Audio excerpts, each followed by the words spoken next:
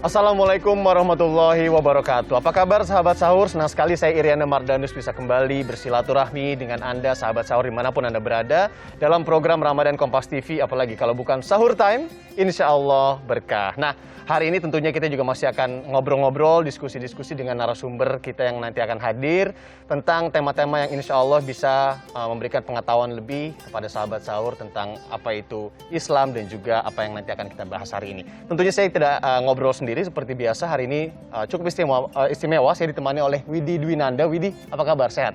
Alhamdulillah baik, sahurnya juga luar biasa meskipun agak-agak repot ya kalau masak. Jadi sebenarnya alasan sih emang jarang masak, jadi lebih baik udah deh yang simple. Cari warung-warung yang ada di dekat apartemen, beli, udah bisa sahur. Ya? Tapi emang ngomongin warung makan ini, warteg apalagi ya dipikir-pikir, kemudian nggak cuman porsinya apa banyak. Yang banyak, ya. mengenyangkan. Harganya juga terjangkau nggak sih?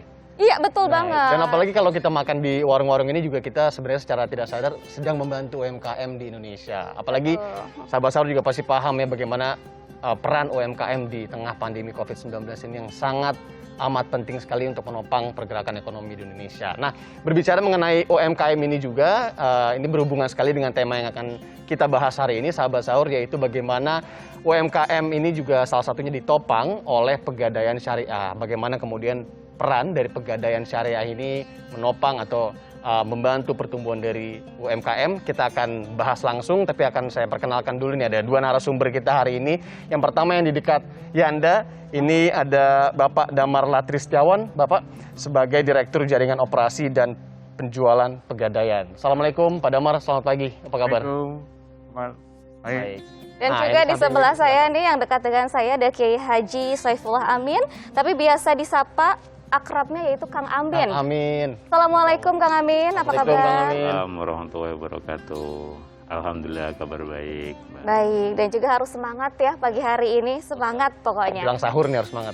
Betul. Oke, Widi, Yanda mau langsung nanya dulu nih ke Kiai dulu pertama. Kiai, bagaimana sih sebenarnya hukum Islam itu melihat tentang pegadaian itu sendiri dan juga Pegadaian Syariah? Silakan, Kiai. Assalamualaikum warahmatullahi wabarakatuh. Waalaikumsalam. Sahabat sahur dimanapun Anda berada, alhamdulillah kita ketemu lagi dan kali ini kita bersama dengan Pegadaian. Yang pertama-tama di dalam agama Islam itu selain masalah ibadah diatur oleh agama, juga masalah muamalah atau transaksi ini juga diatur oleh agama. Nah, di dalam agama Islam, transaksi ini terdiri dari beberapa bab. Ada yang transaksi ini sifatnya adalah free to free atau bebas nilai seperti hadiah dan lain sebagainya. Tidak ada yang dibarterkan. Ada yang sifatnya ini jual beli, barang yang sudah dilepaskan tidak bisa diambil lagi, meskipun yang punya awal pertama itu pengen, tapi yang kedua tidak mau melepaskan maka tidak terjadi. Itu adalah jual beli. Atau dulu memakai sistem barter, kemudian sekarang memakai sistem keuangan. Dan yang ketiga adalah gadai. Gadai ini kan ketika seseorang memiliki satu barang, kemudian dia memerlukan uang atau memerlukan barang lain, barang itu bisa dititipkan kepada orang lain, kemudian diganti dengan uang dengan perjanjian tertentu, sehingga beberapa waktu kemudian dia bisa mengambil barang itu lagi ketika dia juga mengembalikan yang dipakainya, misalnya dihargai dengan uang dan lain sebagainya. Itu adalah cara beberapa di antara cara transaksi yang diatur dalam Islam. Nah, di dalam Islam itu transaksi itu boleh selama tidak mengandung unsur-unsur penipuan, tidak mengandung juga unsur-unsur perjudian. Nah, ada beberapa hal yang diperhatikan adalah di dalam Islam sistem perekonomian itu sangat dianjurkan agar kaila takuna dulatan baginal agniya, agar modal atau kapital itu tidak hanya berputar di kalangan orang-orang itu saja, orang-orang kaya yang itu saja, korporat-korporat besar yang itu saja. Yakni ini mengindikasikan bahwa Islam itu sangat mensupport agar usaha-usaha kecil, usaha-usaha perumahan itu bisa berdiri, bisa maju, dan sektor real di masyarakat ini bisa memutar roda perekonomian masyarakat sehingga masyarakatnya menjadi tumbuh dengan kuat secara ekonomi.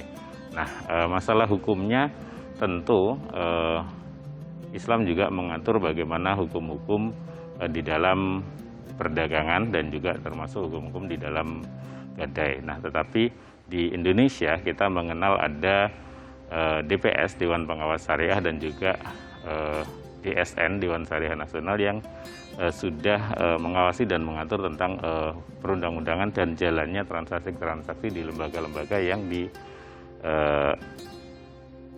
diikuti oleh masyarakat di Indonesia. Jadi kira-kira kita tidak perlu meragukan apakah misalnya pegadaian syariah itu halal apa haram. Nah, itu tidak perlu diragukan karena sebenarnya prinsip gadai itu bahkan sudah dilakukan sejak zaman Rasulullah SAW di dalam Islam. Rasulullah SAW ini juga pernah memiliki barang gadai, dan di dalam transaksi itu barang gadai atau jual beli pun tidak harus sesama Muslim. Beda dengan ketika kita ibadah. Ibadah itu harus Islam dengan Islam, misalnya sholat, imamnya harus Islam, makmumnya juga harus Islam. Ketika orang harus berpuasa sebagai ibadah, dia harus Islam dulu. Tetapi dalam transaksi tidak seperti itu. Orang boleh bertransaksi dengan non-Muslim seperti jual beli dan lain sebagainya. Bahkan di dalam syariah ini pun Rasulullah SAW itu ketika beliau kemudian wafat itu masih memiliki gadai dengan orang Yahudi. Yang digadaikan waktu itu adalah zirahnya Nabi Muhammad SAW. Jadi masyarakat tidak perlu khawatir bahwa pegadaian, khususnya pegadaian syariah itu apakah halal apakah haram, karena sudah diawasi oleh DPS dan juga di bawah DSN. Kira-kira seperti itu. Penting juga di Indonesia jangan diragukan lagi ya kalau masalah gadai, kemudian juga apalagi terkait karena zaman Rasulullah juga sudah ada seperti itu. Nah, kita beralih ke Pak Damar nih. Seperti yang kita ketahui bahwa perekonomian syariah ini memang sedang berkembang di Indonesia. Sementara itu juga pegadaian memiliki pegadaian syariah. Nah, sebenarnya pegadaian syariah itu seperti apa sih, Pak? Oh, baik. Assalamualaikum warahmatullahi wabarakatuh. Sahabat sahur yang budiman, menanggapi pertanyaan tadi bahwa pegadaian syariah adalah suatu unit kerja yang dimiliki pegadaian yang melaksanakan bisnis maupun layanan secara syariah. Tadi disampaikan oleh Cak Amin bahwa kita juga memiliki Dewan Pengawas Syariah. Jadi beliau yang bertanggung jawab mengawasi apakah produk-produk pegadaian ini, syariah ini sesuai dengan fatwa dari Dewan Syariah Nasional. Sehingga tadi tidak dilakukan lagi. Dan alhamdulillah juga pegadaian syariah ini portofolionya udah lumayan besar. Jadi dari total folio pegadaian itu 18% adalah dari syariah ini. Jadi sangat membantu masyarakat secara syariah, menjadikan pilihan masyarakat untuk bertransaksi secara syariah, kami udah memiliki itu. Oke, itu dia ya. Tadi kemudian kalau untuk perbedaan mendasar sekali Pak, kalau dari pegadaian syariah dengan pegadaian yang biasa misalnya? Nah, jadi banyak orang bertanya, apa sih bedanya pegadaian konven sama pegadaian syariah? Yang jelas, kalau pegadaian syariah tentunya sesuai semua syariat-syariat Islam. Misalnya dalam transaksi ada akadnya, kemudian dalam pemodalan yang benar-benar pemodalan yang berasal dari sumber dana yang dari syariah. Jadi itu bedanya, secara prinsip itu bedanya. Tapi dalam transaksinya, dalam kesehariannya ya sama. Ya. Jadi ada sedikit banyak cara-caranya ketika juga, di pegadaian itu sendiri bertransaksinya tadi ya Pak ya, agak-agak beda sedikit begitu ya. Nah, akadnya beda. Akadnya gitu. beda, tadi ada akadnya juga. Nah, Widi, Pak Damar, Kiai, kita akan lanjutkan lagi pembahasan terkait dengan pegadaian syariah membantu UMKM ini, bagaimana perannya nanti lebih dalam setelah jeda. Tapi saya juga mau mengingatkan kepada sahabat sahur, ini adalah salah satu cara juga untuk berlomba-lomba dalam bulan suci Ramadan ini untuk mengejar kebaikan di bulan Ramadan. Caranya mudah sekali dengan berdonasi dan juga berzakat untuk UMKM Bangkit di rekening BCA 0680192677 NU Care Lazisnu, atau sahabat sahur yang ingin berdonasi dan juga berzakat bisa langsung scan barcode yang ada di layar kaca Anda. Tentunya sambil mendengarkan mauidhah hasanah dari Kiai, di sini ada Kang Amin dan juga Bapak Damar mengenai pegadaian syariah dan UMKM di Indonesia. Kita lanjutkan perbincangan yang semakin menarik ini ya. Silakan Widi. Sebenarnya Kang Amin, saya mau tanya juga sebenarnya gimana sih cara untuk meyakinkan masyarakat yang mungkin masih khawatir nih untuk kepegadaian syariah? Apa yang harus diyakinkan? Ya, yang pertama masyarakat perlu diedukasi bahwa gadai itu adalah transaksi yang legal di dalam Islam. Nah, di Indonesia kemudian ada pegadaian syariah. Ini gadainya juga sudah legal, syariahnya ini menunjukkan bahwa dia memang dijalankan berdasarkan prinsip-prinsip agama Islam.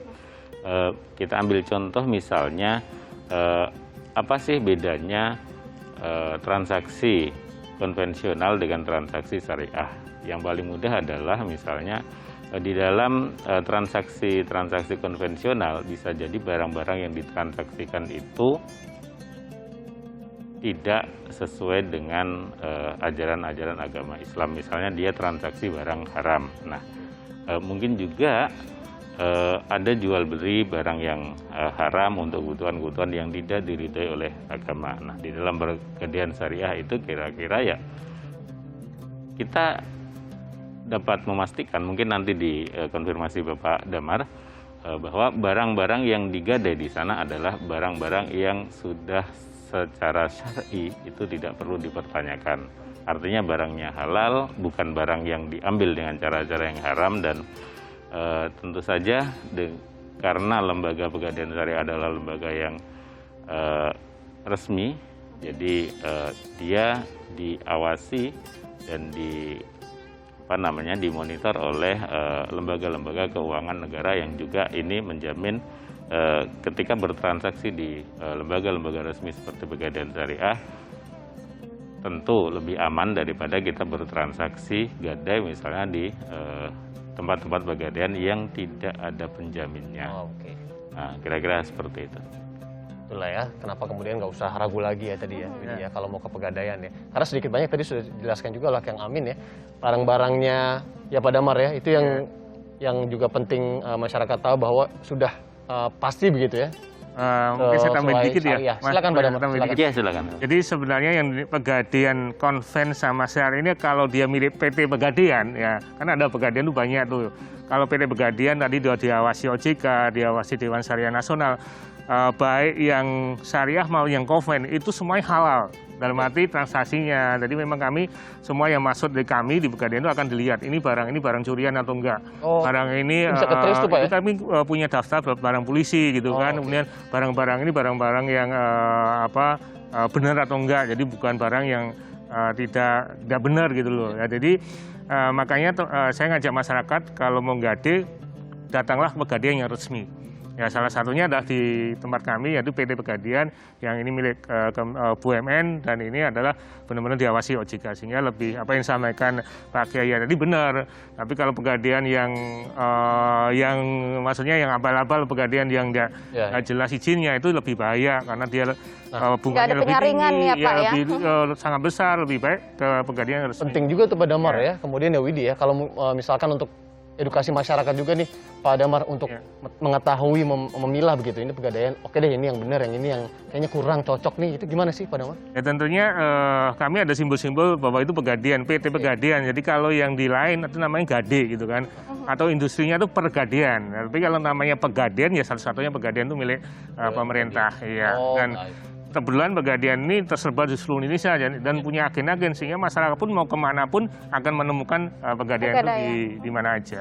Luar biasa. Ya. Jadi lebih dekat ke masyarakat juga Pegadaian banyaknya gitu sekarang ya. Nah, sebenarnya saya juga penasaran terkait dengan yang beberapa waktu ini juga dekat ya di kalangan masyarakat ini ada pegadaian online. Tapi sebelum masuk ke situ, Pak Damar saya mau bertanya dulu terkait dengan peran pegadaian ini dalam membantu UMKM memajukan perekonomian negara. Sebenarnya kalau kita tahu nih UMKM juga sejak masa pandemi COVID-19 apalagi ya, ini sangat santer terdengar begitu bagaimana membantu perekonomian negara, kemudian banyak disupport juga, salah satunya yang menyupport adalah pegadaian syariah itu sendiri. Bagaimana sih Pak sebenarnya peran pegadaian syariah ini dalam menyokong UMKM? Baik, saya bicara di Pegadaian Syariah dulu ya. Jadi Pegadaian Syariah itu mempunyai total yang salurkan outstanding loan-nya itu udah 10,1 triliun. Nah, ini rata-rata nasabah kami itu 71% adalah untuk produktif. Jadi hampir 70% orang yang kedatang Pegadaian itu untuk usaha. Ini dibantu dengan produk-produk Pegadaian itu sangat dekat dengan UMKM. Misal, barusan 1 April kemarin menyuluskan lahan fleksi. Lahan fleksi itu apa? Lahan yang harian atau gade harian. Jadi sehari kalau dia gade per 1 jutanya itu hanya 900 perak. Jadi misalnya ibu-ibu pedagang mau butuh modal pagi, kemudian sore dikembalikan, itu 1 jutanya hanya 900 perak. Ya, ini sangat membantu UMKM karena dia butuh hanya untuk beli pisang, kemudian bikin tepung digoreng, kemudian dijual. Apalagi Ramadan itu datang Pegadaian, pagi sore ditebus itu hanya 900 perak. Ini lebih murah dibanding bayar parkir mungkin. Iya benar juga sih. Jadi Pegadaian sangat dekat dengan UKM dan sambil semua produk-produk kami adalah dekat dengan UKM. Jadi khusus yang Harum BPKB itu UKM juga bisa pinjam dari Pegadaian. Dan tadi kalau sangat biaya munahnya sangat ringan sekali dibanding gadis swasta yang lainnya. Banding bayar parkir tadi loh. Iya. Begitu banyak sekali kemudahan-kemudahan yang diberikan oleh Pegadaian Syariah sehingga masyarakat juga terbantu bahkan untuk orang-orang yang mungkin baru membuka usaha ya. Jadi yang 1 juta tadi gratis loh. Datang ke Pegadaian butuh 500.000 nggak ada bayar, nggak ada bunga sambalnya, nggak ada munahnya nggak ada. Ini jadi nggak enak kalau harus minjem ke teman ya, langsung aja ke Pegadaian begitu. Ya, dan ada aplikasinya juga. Pegadaian punya Pegadaian Digital Service, hanya dia punya tabungan emas, hanya butuh 500.000, di bawah 1 juta juga bisa lewat aplikasi. Nggak perlu datang ke Pegadaian. Ya. Oke. Nanti itu kita akan bahas usai jeda tuh yang masalah online dan bagaimana kemudian Pegadaian ini sudah masuk juga ke digitalisasi. Tapi Pak Damar, saya juga penasaran terkait yang tadi nih, Widi. Dekat sekali dengan UMKM. Tadi kan dikasih contoh misalkan ibu-ibu yang ingin menjual pisang goreng, nanti sore atau malamnya ini kemudian baru ditarik kembalikan. Itu terdata, Pak Damar melihatnya bagaimana? Kemudian memang ini tuh kebanyakan mereka yang lagi berusaha di usaha-usaha kecil menengah ini yang ke Pegadaian. Gitu. Ya, jadi kami juga ada punya produk namanya Rahan Umi. Rahan Umi ini kalau dia mau meminjam itu lihat, ditanyain dulu, kamu punya usaha apa? Lah itu yang bisa data-data kami bisa masuk. Sehingga dengan sistem yang bagus kita bisa mendata nasabah kami itu untuk produktif atau untuk konsumtif. Jadi jelas. Jadi untuk program ini, untuk yang Rahan Umi tadi syaratnya harus punya usaha. Nah, usahanya apa-apa, usaha kecil dan rata-rata kami di sini kalau Pegadaian secara keseluruhan itu hanya 4 juta orang pinjam. Karena mau pinjam 4 juta lembaga mana yang bisa lebih cepat di Pegadaian dan lebih syariah tadi. Apakah ada pengecekan terlebih dahulu untuk usaha yang dilakukan? Oh iya, jadi ada jenis macam-macam. Kalau dia lewat Rahan atau Gade itu nanti menyusul. Jadi dia butuh dulu baru, jangan ditanya-tanya dulu baru di survei. Jadi dia menyatakan bahwa dia UMKM, Pak saya punya usaha gitu kan. Kemudian kita pinjemin dulu, nanti dengan perjanjian seandainya benar ada usahanya, nanti rate-nya itu sangat diturunkan. Gitu. Tapi kalau dia terbukti nggak ada ya tetap samparan normal. Jadi lebih baik. Jadi bukan untuk Rahan Uminya bukan dicek dulu di rumah kelamaan. Kita cepat butuh duit dulu kan. Kasih duit dulu baru nanti kita cek. Gitu. Wah, Masya Allah ini begitu mudah ya pengecekannya, bahkan setelah dipinjamkan. Gimana Pegadaian Syariah tidak memudahkan masyarakat begitu ya Yanda ya? Masya Allah luar biasa. Nah Kiai dan juga Pak Damar, kita tentunya masih akan membahas ya terkait dengan Pegadaian Syariah, berhubungan juga dengan UMKM. Tapi sebelumnya ini yang bisa nanya sebenarnya ke Kang Amin dan juga ke Pak Damar, nggak cuma Widi dan Yanda. Ini yang terbuka sekali ya? Betul sekali. Yang bisa bertanya juga Anda sahabat sahur, kalau mau bertanya langsung kirimkan pertanyaan Anda melalui Instagram kami di @sahurtime_kompas.tv, bisa lewat DM ataupun komen. Wah, ini banyak sekali nih sebenarnya pertanyaan-pertanyaan yang ingin saya gali. Jawabannya tentunya dari dua narasumber yang begitu luar biasa pada pagi hari. Menarik ya pembahasan hari ini, Widi. Menarik banget tentang Pegadaian Syariah, bagaimana bisa membantu UMKM yang begitu luar biasa. Nah, ini juga yang ingin saya tanyakan kepada Kiai dulu nih, Kang Amin, untuk Pegadaian Syariah ini sebenarnya boleh nggak sih yang non-Muslim juga ke Pegadaian Syariah seperti itu? Boleh. Tadi di awal kita jelaskan bahwa transaksional di dalam Islam itu tidak hanya antar Muslim. Jadi jual beli boleh dengan non Muslim, demikian pun gadai itu boleh dengan non Muslim, bahkan Nabi dulu juga melakukan akad gadai, transaksi gadai dengan orang-orang Yahudi, dan para sahabat juga melakukan banyak hal yang sama dengan non-Muslim. Jadi tidak terbatas apakah dia orang Islam ataukah non-Muslim, transaksi selama transaksinya transaksi yang halal, barang yang ditransaksikan juga barang halal, tidak ada unsur tipu-tipu, tidak ada unsur perjudian, maka itu sah, boleh. Oke, seenggaknya ini nasabah yang non-muslim juga seharusnya tahu ya bagaimana konsep-konsep pegadaian syariah itu. Jadi memang sudah paham betul, akhirnya ya sudah ke pegadaian syariah seperti itu. Mestinya bahwa ketika gadai saja itu boleh, maka ketika sudah dilabeli syariah, dia lebih boleh. Kira-kira seperti itu. Itu dia. Nah, yang Anda juga penasaran, Kang Amin, ini kan lagi bulan puasa nih ya. Jadi kan banyak juga mungkin yang berzakat atau bersedekah begitu kan. Tapi Kang Amin, hukum itu seperti apa kalau kita bersedekah, berzakat menggunakan uang yang kita dapat dari pegadaian? Boleh-boleh saja. Boleh-boleh saja. Boleh-boleh saja. Kita zakat dengan uang hasil gadai itu boleh. Karena uang itu adalah menjadi uang kita. Apakah kita gunakan uang yang kita dapat dari menggadaikan barang itu untuk nolong orang, boleh, untuk zakat boleh, untuk bayar utang juga boleh. Itu hak ada menjadi ada di orang tersebut. Tidak ada lagi hubungannya dengan pegadaian, karena urusannya dengan pegadaian nanti ya bayarnya gitu aja, itu yang perlu dipikir ya Pak ya. Yang bayarnya lagi itu ya. Kan nggak barangnya nggak balik. Karena kalau nggak dibayar barangnya nggak bisa balik kan tentu. Ya, benar juga. Ini bagaimana nih kalau pemanfaatan barang gadai itu seperti apa sih, sementara orang yang menggadaikan ternyata tidak bisa membayar begitu? Nah, itu dia. Dititipkannya untuk selamanya atau bagaimana begitu? Tentu di dalam akad itu ada teknis-teknisnya ya. Barangkali kita tidak bisa memberikan satu contoh yang pas karena itu pasti kasuistik, tetapi gadai ini tentu saja ada batasnya, dan ketika misalnya ada satu batas yang sudah hampir tercapai, ya mestinya bisa diperpanjang, kira-kira kan gitu Pak Temar ya. Mungkin kalau boleh nambahin? Ya, silakan. Jadi gini, kalian ada pertanyaan, bagaimana kalau nasabah itu nggak bisa nebus? Nah, Betul. Untuk pegadaian sendiri saat ini kami berusaha jangan sampai mereka itu barangnya lepas. Jadi banyak kebijakan dari pegadaian. Seandainya memang belum sempat, ya kita perpanjang lagi waktunya. Kemudian seandainya kita kasih penawaran yang lebih baik. Kalau diperpanjang nanti munahnya bisa diskon, bayarnya separuh dan sebagainya. Jadi eksekusi itu adalah hal yang terakhir kita lakukan. Jadi karena sayang sekali kalau kita punya barang kemudian kita lepas atau kita jual, itu sayang sekali.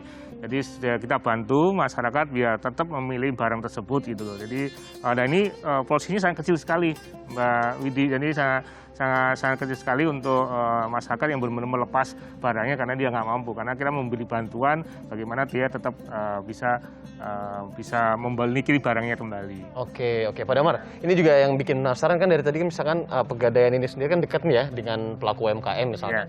Selain memang bisa kalau tadi menggadaikan kemudian mendapatkan uang, di pegadaian sendiri ini bisa nggak sih bekerja sama dengan UMKM, misalnya ada apa mau bekerja sama itu mungkin bisa di-share?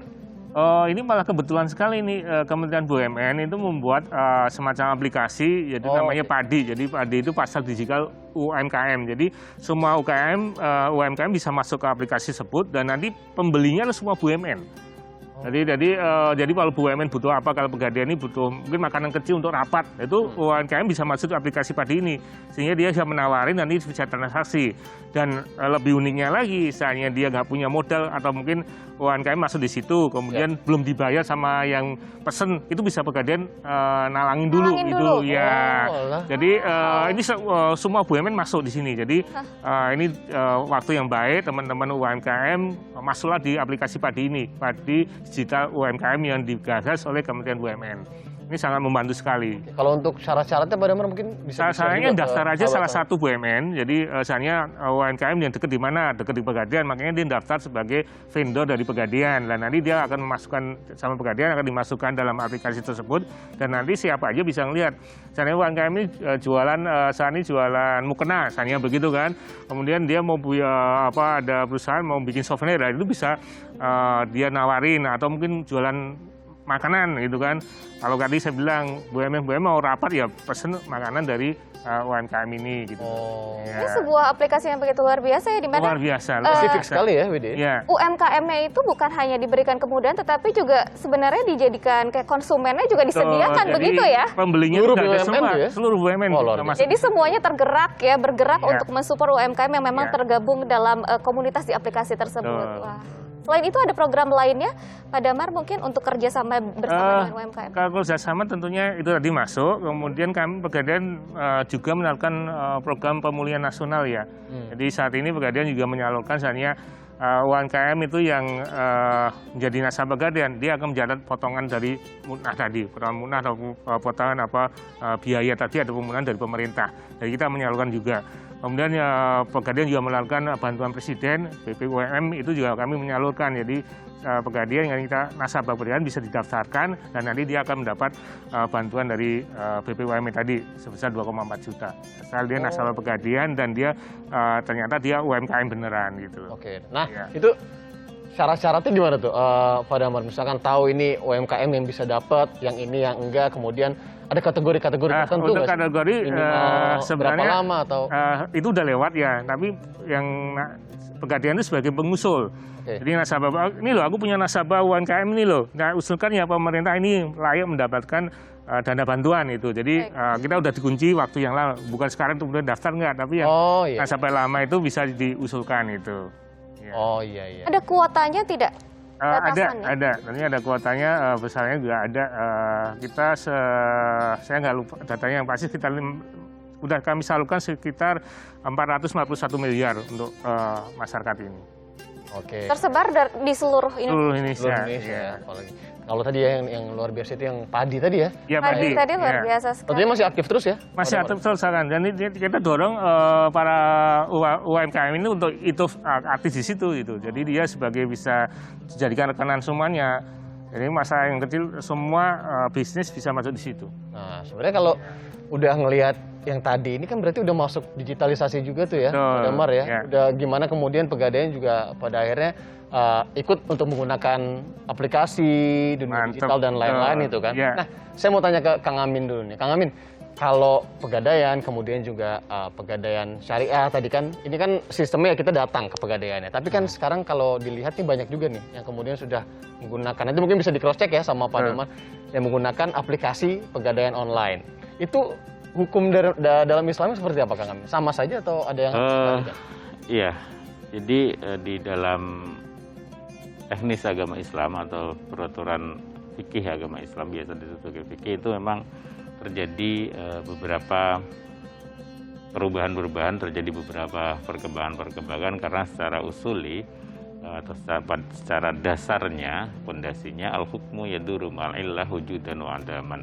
Hukum itu dapat berubah menurut situasi dan kondisinya, bagaimana keadaan yang menyertainya. Nah, seperti contoh zaman dulu di dalam fikih-fikih lama atau aturan-aturan lama itu, orang memesan barang yang mana barang itu dimasak menggunakan api atau diproses menggunakan api, dalam hal ini makanan, itu pun tidak boleh. Karena pada zaman itu api itu menjadi barang yang dianggap sebagai unsur yang tidak jelas. Misalnya pisang goreng gitu kan. Zaman dulu orang pesan pisang goreng itu tidak boleh. Karena zaman dulu api dengan kayu dan biasa dimasak di luar mungkin kan, sehingga banyak angin dan lain sebagainya, abu kemana-mana, sehingga pesen barang yang dimasak dengan api itu tidak boleh karena dianggap tidak jelas barangnya. Bisa jadi nanti bagus, bisa jadi nanti buruk jadinya. Jadi ya, tetapi sekarang itu tidak ada masalah lagi. Kita pesan makanan apapun itu tidak ada masalah karena dianggap bahwa api untuk saat ini sudah bisa dikendalikan, terutama untuk masalah-masalah kuliner kan itu bebas-bebas saja, sah-sah saja. Maka sama tadi Gade dengan online dan lain sebagainya, kembali lagi selama DSN dan IPS tadi oke, ya tidak apa-apa. Dan selama kenapa selalu kita anjurkan agar kita selalu bertransaksi, hendaknya itu dengan lembaga-lembaga yang terpercaya, karena ada yang mengawasinya dan ada yang bertanggung jawab tentang hukumnya. Dan selama produk-produk itu sudah dikonsultasikan dan disetujui oleh DSN dan DPS, maka saya pikir masyarakat bisa menggunakan produk itu, Pak. Oke, Masya Allah. Berarti nggak usah khawatir. Nggak usah khawatir ya, semuanya sudah benar-benar terpercaya yang pasti. Nah, untuk Pegadaian sendiri kan tadi sudah ada padi aplikasi ini kan berarti ada perubahan, ada inovasi di dalamnya. Ada produk-produk digital apa lagi Pak sebenarnya yang juga bisa mendukung UMKM Indonesia? Nah, tapi izin Pak Damar, Widi, ini nanti akan dijawab setelah jeda ya. Baik. Tentunya pasti ini jawabannya juga akan dielaborasi dan akan lebih panjang. Pasti panjang sekali soalnya jawabannya ya. Menarik sekali. Sahabat Sahur, ini masih kita akan lanjutkan setelah jeda masih akan kita lanjutkan lagi bagaimana diskusi terkait dengan Pegadaian Syariah ini.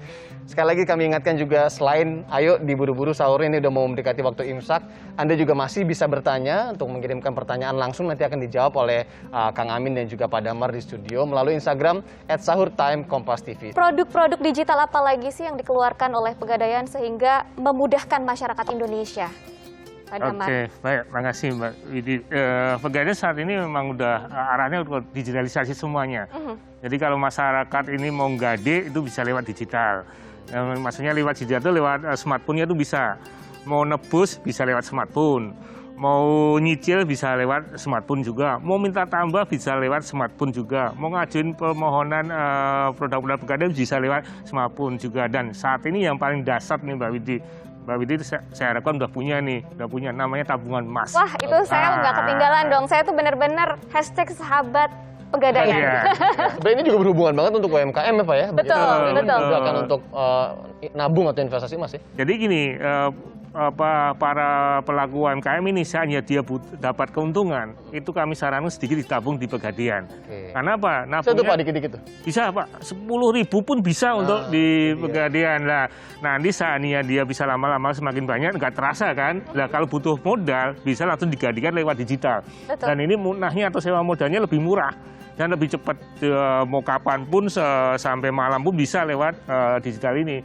Dan mau nebusnya, mau nyicilnya sangat bagus sekali. Sehingga UKM ini seandainya punya keuntungan masuk tabungan. Kalau butuh apa-apa ya tabungannya bisa digadaikan karena lebih murah sewa modalnya itu. Betul, transaksinya benar-benar lebih mudah nih Anda. Karena mudah. saya juga benar-benar punya aplikasi ini, saya juga pakai. Oh, Widi udah pakai nih ya? Udah pakai. Oh, luar biasa Ini nih sahur malah. untuk pencairannya tuh benar-benar cepat ya Pak Damar. Ditambah lagi kita kan kebayang kalau misalnya mau membeli emas itu kan, aduh 1 gram kita ngecek kan ya, ngecek berapa. Sekarang ternyata lagi naik 900.000. Kalau ini nggak perlu, jadi berapapun yang kita punya itu bisa ditabung dan akhirnya itu jadi dikonversikan menjadi gram emas begitu ya Anda. Anda harus punya loh. Oke, apalagi sahabat sahur dan juga mungkin pelaku UMKM yang mungkin masih terbatas, kemudian pengen nabung emas ini bisa langsung dicek aja ya. Apalagi pandemi bisa dari rumah gitu loh, nggak perlu datang gitu. Apalagi zaman sekarang kan mau di HP gitu ya. Nah ini juga berhubungan dengan emas nih, pas banget ada pertanyaan dari sahabat sahur nih Pak Damar. Tapi ini pertanyaannya untuk ke Kang Amin dulu. Kang Amin, sebenarnya bagaimana hukum menyewakan emas ke teman yang membutuhkan untuk digadaikan sebagai modal usaha? Jika ada biaya emas yang dikenakan, apakah termasuk riba? Silakan Kang Amin. Yang pertama, bagaimana menyewakan emas kepada teman untuk digadaikan? Ini berat ini, lebih baik dijawab tidak boleh. Karena kalau kita kasih boleh, nanti lama-lama pertama emasnya teman digadaikan atau dijual, parah lagi kan. Yang kedua, motornya teman dijual juga. Waduh, yang ketiga, mobilnya teman dijual. Yang kelima, rumahnya teman dijual juga itu nanti. Semuanya dijual juga. Lebih baik yang punya sendiri. Jadi, ada syarat milkut tam di dalam transaksi, barang yang ditransaksikan itu adalah barang miliknya sendiri. Nah, kecuali kalau dia memang semacam makelar kan, dia menjualkan, gitu. Dalam pegadaian pun kira-kira akan dia memiliki surat kuasa untuk menggadaikan barang yang atas namanya orang lain. Nah, itu kan dia berarti mentransaksi barang, bertransaksi mewakili pemilik yang sesungguhnya. Jadi tidak semudah bahwa kita ini punya teman saya gadaikan, nah gitu. Itu nanti jatuhnya penggelapan, Pak, ya gitu. Dan untuk pialang pun sebenarnya yang tadi Kang Amin juga jelaskan, syarat-syaratnya juga ketat sekali ya, Pak Damar ya. Jadi pegadaian sendiri sebenarnya ada agen pegadaian juga. Jadi yang bilang Pak Amin, jadi agen tapi beda ya. Agen sini ya perpanjangan tangan dari pegadaian tuh masyarakat UMKM tadi bisa jadi agen pegadaian juga. Ini jadi dia usaha tapi bisa membantu pegadaian, misalnya ada nasabah temennya mau bayar ke pegadaian tapi lewat agen tuh bisa. Atau mau gade lewat si penjual HP, kemudian sebagai agen pegadaian ada orang datang kemudian gadein lewat agen pegadaian itu bisa. Jadi lebih saat ini pegadaian punya 16.000 agen-agen pegadaian yang bisa membantu transaksi mendekatkan masyarakat ke pegadaian. Nah, ini penaksirannya seperti apa Nah, nih? penaksirannya Tentunya kan harus ada syarat-syaratnya juga. Gitu. Jadi ada 3 agen ya, agen gade, agen pembayar, agen pemasar. Jadi kalau dia nggak bisa naksir ya berarti dia hanya akses sebagai pemasar atau pembayar. Tapi kebetulan dia toko sepeda motor, sepeda bekas, kemudian toko HP, laptop itu bisa sebagai dia bisa naksir dong. Atau toko emas kan bisa naksir. Ini harga emasnya berapa, harga HP-nya biasa bisa gitu. Dan mereka disertifikat dari pegadaian. Jadi tinggal dikoordinasikan saja kepada pegadaian itu sendiri. Nah, ini begitu banyak kemudahan-kemudahan yang diberikan oleh pegadaian ya, terutama untuk pengembangan UMKM. Nah, untuk harapannya pegadaian kepada pertumbuhan UMKM di Indonesia seperti apa sih, Pak Damar? Harapan kami tentunya pengen UMKM ini maju terus, dan saya yakin pemerintah ini sangat concern sekali untuk mengembangkan UMKM ini. Jadi semua BUMN itu diminta mendorong dari timbulnya UMKM sehingga dalam hal ini pegadaian produk-produknya itu sangat mendukung juga. Jadi jangan khawatir kalau masyarakat menjadi UMKM kalau udah punya niat itu pegadaian bisa bantu. Dan tadi contohnya dengan arahan fleksi yang harian. Dia punya butuh modal hanya untuk membuat nasi goreng atau membuat pisang goreng gitu bisa datang pegadaian, itu kalau di bawah 1 juta free. Ataupun nanti kalau dia ngambil harian itu hanya sangat yang saya tadi bilang 900 perak per 1 juta. Jadi ayo saat ini masyarakat secara luas saat ini sangat tepat untuk kita melakukan menjadi UMKM karena saat ini sangat maju sekali, apalagi pemerintah sangat mendukung pengembangan dari UMKM ini. Mungkin sedikit lagi nih Pak Damar, ke depan kira-kira langkah yang apa konkret yang akan diambil nih untuk kemudian juga membantu teman-teman di UMKM akan seperti apa nih? Tentunya kami dalam menyalurkan pinjaman itu dilakukan pendampingan. Jadi kita nggak orang kasih usaha kemudian kita kasih pinjaman kemudian dia lepas nggak. Tapi dalam pegadaian ini termasuk pegadaian share ya, kalau kita memberikan pinjaman mikro itu kita dampingin baik offline maupun online ya. Online bisa webinar, offline juga on the spot, sehingga apa yang kita berikan itu sama-sama dengan UMKM bisa maju gitu loh Pak. Jadi UMKM ini terjamin ataupun bisa melakukan bisnis dengan baik. Itu tadi ya, transfer knowledge-nya juga ada di situ ya Pak Damar, luar biasa, Masya Allah. Subhanallah nih, banyak sekali informasi dan wawasan yang sudah benar-benar terisi oleh dua narasumber. Menarik sekali ya, menarik sekali. Pengen nanya terus jadi. Ada Pak Damar juga Kang Amin, terima kasih banyak atas informasi dan wawasan yang begitu luar biasa. Dan sahabat sahur, pegadaian syariah adalah transaksi utang piutang dengan agunan atau jaminan barang yang difasilitasi oleh pegadaian.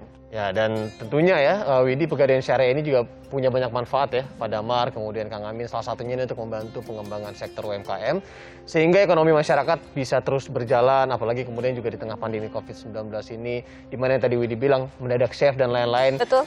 Makin kreatif, makin baik sepertinya ya, kalau di zaman pandemi COVID-19 ini. Dan pastinya pegadaian aman untuk sahabat sahur, jadi jangan takut untuk datang ke pegadaian. Dan akhir kata, saya Iriana Mardhanus, mewakili juga Widi Dwinanda, rekan saya mengucapkan terima kasih atas kebersamaan Anda sekali lagi dan selamat menjalankan ibadah puasa hari ini. Dan untuk menutup perjumpaan kita kali ini akan ditutup doanya oleh Kang Amin. Kang Amin, silakan. Baik, para pemirsa, sahabat sahur dimanapun Anda berada, mari sama-sama kita berdoa khususnya di bulan Ramadan ini semoga Allah Subhanahu wa taala memberikan keberkahan kepada kita semua, kita dikaruniai kehidupan yang aman, damai, tentram dan penuh berkah serta dapat saling membantu kepada sesama masyarakat. Semoga Allah Subhanahu wa taala mengabulkan doa-doa kita semua. Bismillahirrahmanirrahim. Alhamdulillahirabbil alamin. Hamdan syakirin, hamdan na'imin, hamdan yafi ni'amahu wa yukafi mazidah. Ya Rabbana lakal hamdu kama yanbaghi li jalali wajhikal karim wa 'azimi sultanik. Allahumma shalli ala sayyidina Muhammad wa ala ali sayyidina Muhammad. Allahumma rzuqna rizqan halalan tayyiban mubaraka warzuqna umran mubaraka wa barik lana fi a'malina wa ghfir lana dzunubana dzunuba abaana dzunuba ummahatana dzunuba ajdadana dzunuba jaddatina wa dzunuba jami'il muslimin wal muslimat al ahya'i minhum wal amwat. Rabbana atina min ladunka rahmatan wa hayyi' lana min amrina rasyada. Rabbana atina fid dunya hasanah wa fil akhirati hasanah wa qina adzabannar. Subhana rabbika rabbil izzati amma yasifun wa salamun alal mursalin walhamdulillahi rabbil alamin. Amin.